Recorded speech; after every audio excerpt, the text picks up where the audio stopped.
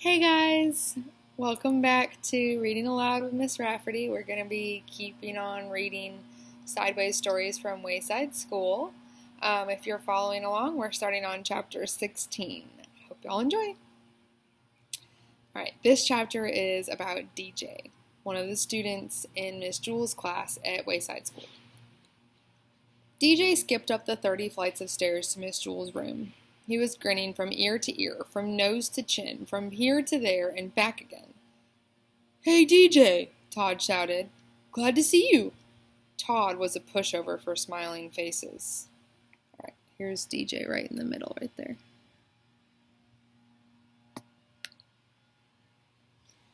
Mrs. Jules heard him. She began to write Todd's name on the board under discipline, but when she saw DJ's smile, she put down the chalk.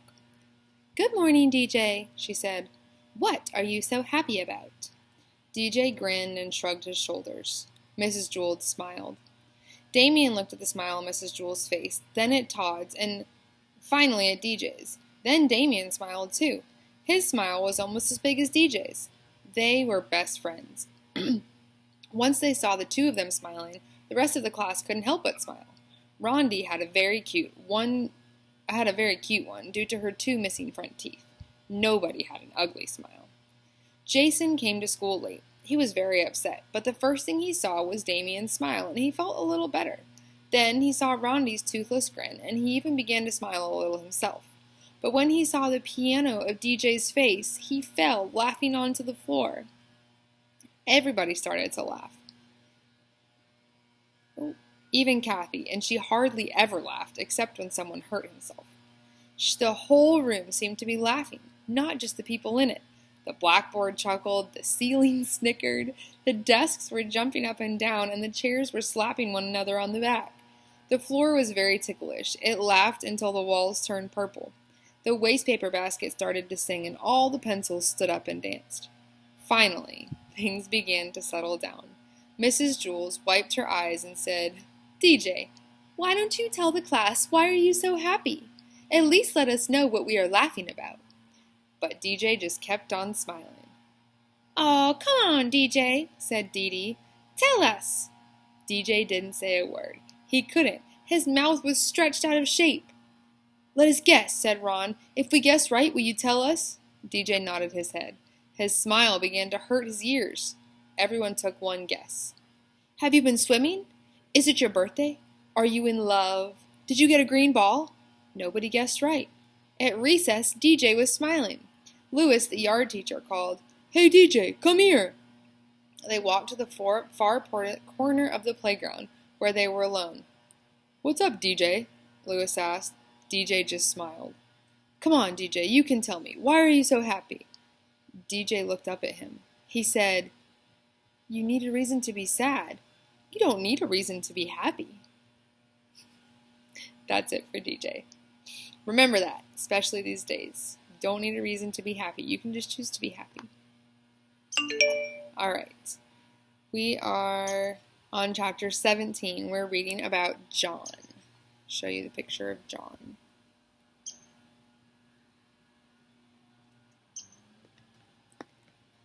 John had light brown hair and a round head. He was Joe's best friend. John was one of the smartest boys in Miss Jewel's class, but he had one problem. He could only read words written upside down. Nobody ever wrote anything upside down. But it was only a little problem. John was still in the high reading group. He just turned his book upside down. It was easier for John to turn his book upside down than to learn to read correctly. But the easiest way isn't always the best way. Mrs. Jewell said, "John, you cannot go on reading like this. You cannot spend the rest of your life turning your books upside down." "Why not?" asked John. "Because I said so," said Mrs. Jewell. "Besides, what happens when I write something on the blackboard? You can't turn the blackboard upside down." "No, I guess you're right," said John. "I know I'm right," said Mrs. Jewell. "You are going to have to learn to stand on your head." John couldn't stand on his head. He had given up trying. You would have too, if you had fallen over as many times as he had. Joe was John's best friend. He could stand on John's head. Every time John fell over, Joe stood on his head. After all, what are best friends for? My head is too round, Miss Jules. I can't stand on it, said John. Of course you can, John, said Mrs. Jules. If Joe can stand on your head, so can you. It's easy, John, said Joe. I can't, repeated John. I always fall over. Nonsense, said Mrs. Jules. All you have to do is find your center of balance. Now, up you go. John put his round out on the floor and swung his legs. Up. He fell right over. Then Joe stood on, John said. See, John, it's easy. Nothing to it. Joe said. We'll help you, John, said Mrs. Jules. Joe, get off John's head and get me the pillow from under my desk. Nancy, Calvin, come here and give us a hand. Mrs. Jules took the pillow from Joe and set it on the floor. All right, John, we'll surround you, she said. We won't let you fall. John put his head on the pillow and swung his legs up. He started to fall one way, but Nancy pushed him back up. Then he started to fall another way, but Calvin straightened him out. John kept falling a little bit this way and that way until at last he found his center of balance. Hey, look at me, said John. I'm up. I'm really up. I'm standing on my head. I found my center of balance. It's beautiful. I can read the blackboard. Hey, Calvin, bring me a book. And you don't have to turn it upside down. Ha! Hey, whoa! Ah! Bam! While Calvin went to get the book, John fell flat on his face. You better stay off my head, Joe, he warned. Are you all right, John? Asked Mrs. Jules. Yes, I think so. I feel a little funny. Hey, I can still read the blackboard, and I'm not upside down. I can read right side up now. When I fell, I must have flipped my brain or something. That is wonderful, John, said Mrs. Jules. Here, put the pillow back under my desk. As a reward, you may have a Tootsie Roll Pop. They are in the coffee can on top of my desk. John placed the pillow on top of her desk. Then he looked under the desk, but he couldn't find the Tootsie Roll Pops anywhere. It really did flip his brain. Chapter 18, Leslie. Let's see what Leslie looks like. Leslie had 5 fingers on each hand and 5 toes on each foot. For each hand she had an arm, and for each foot she had a leg. She was a very lucky girl, and she had 2 lovely long brown pigtails that reached all the way down to her waist. Mrs. Jules asked a question. When Mrs. Jules asked a question, Leslie could raise one of her hands. When Leslie was adding, she could count on her fingers. When Paul pulled one of her pigtails, she could kick him with one of her foot while standing on the other. But Leslie had one problem. She didn't know what to do with her toes. She had 10 adorable little toes and nothing to do with them. As far as she could tell, they served no useful purpose. Suck your toes, that's what I do, said Cherie. But Leslie's foot wouldn't reach her mouth. Well, that's all toes are good for, said Cherie. She put her foot in her mouth and went to sleep. No, thought Leslie, they must be good for something. They just have to be. During recess, she asked Dana, What do you do with your toes? I scratch the back of my legs, said Dana. First, I scratch my left leg with my right foot. Then I scratch my right leg with my left foot. But my legs don't itch, said Leslie. That's good, said Dana. In that case, you can scratch my legs. With your help, I can scratch both legs at the same time. No, never mind, said Leslie.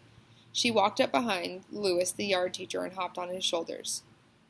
Louis, said Leslie, I don't know what to do with my toes. Louis tugged her foot. Yes, that is a serious problem, he said. But I'll tell you what I'll do. I'll take them off your hands for you, or rather, your feet. Just cut them off and give them to me. What? Asked Leslie. You don't want them. You don't want them, so I'll take them, said Louis. You won't have to worry about them ever again. No, said Leslie. I'll give them to Miss Mush, said Louis. She can make little hot dogs out of them. Miss Mush was the lunch teacher. No, I'm not going to give my toes away, said Leslie. All right, said Louis. I'll give you a nickel apiece for them. No, you can't have them, said Leslie. Why not? Louis asked. They're no good to you anyhow. And think of all you can buy for 50 cents. The bell rang. I'll think it over, said Leslie. She ran back to class. Mrs. Jules, said Leslie, I don't see any reason for keeping my toes. Oh, Leslie, I'm sure there are lots of good reasons, said Mrs. Jules. Well, I can't think of any. My legs don't itch, and I can't get my foot in my mouth. Louis offered me a nickel apiece for them, and it seems like a good deal, but I wanted to check with you first. I think Lewis was pulling your leg, said Mrs. Jules. No, said Leslie, he was pulling my toes. What would he want with your toes? Asked Mrs. Jules. I don't know, said Leslie, but if he's willing to give me 5 cents apiece for them, then I'm going to take him up on that. It's 50 cents. At lunch, Leslie walked up to Lewis. Okay, Lewis, she said, you can have my toes for a nickel apiece. That will be 50 cents. Not so fast, said Lewis. Let me look at them first. Leslie took off her shoes. Yes, said Lewis. The big ones are good, and the ones next to them. But the most I'll give you for the rest of your toes is 3 cents each. Leslie was furious. 3 cents each! You told me 5 at recess. I'll give you 5 cents for the big ones. But just look at that scrawny little runt of a toe on the end there. You're lucky to be getting even 3 cents for it. I think you're getting a darn good deal. I happen to like that toe, said Leslie. Fine then, said Lewis. Keep it. I'll just take the 2 big toes and we'll call it square. He reached in his pocket and pulled out a dime. Nothing doing, said Leslie. The toes are sold as a set. It's either all 10 for 50 cents or no deal. What am I going to do with just 8 toes? Then forget it, said Lewis. I'm not going to give you a nickel for those scrawny little end toes. Fine, said Leslie. No deal. My toes will still be here if you change your mind. She turned and walked toward the hopscotch area. Wait a second, said Lewis. I'll give you $1 each for your pigtails. Leslie turned around and looked at him with fiery eyes. Cut my hair, she exclaimed. Are you crazy? Chapter 19. Miss Zarves. There is no Miss Zarves. There is no 19th story. Sorry. That's all it says. We'll read one more chapter. Chapter 20. Kathy. Here's a picture of Kathy. Kathy doesn't like you. She doesn't know you, but she still doesn't like you. She thinks you are stupid. In fact, she thinks you are the stupidest person she doesn't know. What do you think of that? She also thinks you're ugly. As a matter of fact, she thinks you are the ugliest person she doesn't know, and she doesn't know a lot of people. She doesn't like the people she knows either. She hates everybody. In Miss Jules' class, she did like one member of the class. She liked Sammy. She thought he was funny. Sammy was a dead rat. But Kathy has good reasons for not liking any of the children she knows. She doesn't like DJ because he smiles too much, and she doesn't like John because he can't stand on his head. Kathy once had a cat named Skunks. She liked Skunks, but she was afraid that Skunks would run away. You have nothing to worry about, Kathy, said Mrs. Jules. Skunks won't run away. Just be nice to him and feed him and pet him, and he won't run away. He may go out and play, but he'll always come back. No, you're wrong, Mrs. Jules, said Kathy. What do you know? He'll run away. So Kathy kept Skunks up in her closet at home. She never let him out and sometimes even forgot to feed him. One day, while Kathy was looking for her other shoe, Skunks ran out of the closet and never came back. You said he would come back, Mrs. Jules, said Kathy. He never came back. You were wrong. I was right. That is why Kathy didn't like Mrs. Jules. The next time I get a cat, I'll kill him. Then he'll never run away, said Kathy. Then there was the time that Damien tried to teach Kathy how to play catch. Damien said, When I throw you the ball, Kathy, try to catch it. I can't catch it, said Kathy. I'll just get hurt. You won't get hurt, Damien insisted. Just watch the ball. He tossed it to her, but Kathy knew she'd get hurt, so she closed her eyes. The ball hit her on the cheek. It hurt. Kathy began to cry. You were wrong, she sobbed. I was right. That was why Kathy didn't like Damien. Allison believed that if you are nice to someone, then they'll be nice to you. So one day, she brought Kathy a cookie. I don't want your ugly cookie, said Kathy. It'll probably taste terrible. Allison said, No, it's very good. I made it myself. Kathy said, If you made it, then it must stink. You can't cook. You're too stupid. She just put the cookie in her desk along with her pencils, crayons, and books. 3 weeks later, Kathy was hungry. All right, Allison, she said. I'll try your stupid cookie. She took it out of her desk. It was covered with dust. She bit it. It was hard and tasted terrible. See, said Kathy, I was right. That was why Kathy didn't like Allison. Yes, Kathy had very good reason for not liking anybody she knew. But she also had a very good reason for not liking you, and she doesn't even know you. Her reason is this. She knows that if you ever met her, you wouldn't like her. You don't like Kathy, do you? See? She was right. It's funny how a person can be right all the time and still be wrong. All right. I hope you enjoyed our reading for today. We will continue we will continue on Monday because you will be watching this on Friday. I hope you all have a wonderful weekend. Get outside. It's been beautiful. Play with your family. Say hi to your friends from a distance. FaceTime your grandma.